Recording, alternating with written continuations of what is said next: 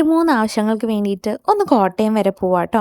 കുറച്ച് നേരം വെയിറ്റ് ചെയ്ത് കഴിഞ്ഞപ്പോൾ ദാ ബസ് വന്നിട്ടുണ്ട്. സൂപ്പർ ഫാസ്റ്റ് ആട്ടോ കിട്ടിയത്. അധികം തിരക്കൊന്നും ഉണ്ടായിരുന്നില്ല. ഉച്ച സമയം ആയതുകൊണ്ട് തന്നെ നല്ലപോലെ വിശന്നിട്ടുണ്ടായിരുന്നു. ഞാൻ എപ്പോൾ കോട്ടയം വന്നാലും മസ്റ്റായിട്ടും കയറുന്നൊരു റെസ്റ്റോറൻ്റ് ആട്ടോ ഈ ഒരു മലബാർ വില്ലേജ്. എനിക്കിവിടുത്തെ ഫുഡ് ഭയങ്കര ഇഷ്ടമാട്ടോ. ഇന്ന് നമ്മൾ ഓർഡർ ചെയ്ത ഫിഷ് കറി മീൽസ് ആണ്. നല്ല ടേസ്റ്റ് ഉണ്ടായിരുന്നു. അത് കഴിഞ്ഞപ്പോൾ ഈ ഒരു തിരാമിസു ഓർഡർ ചെയ്തു. ഇതിന് ഏകദേശം 300 രൂപയാട്ടോ ആയത്.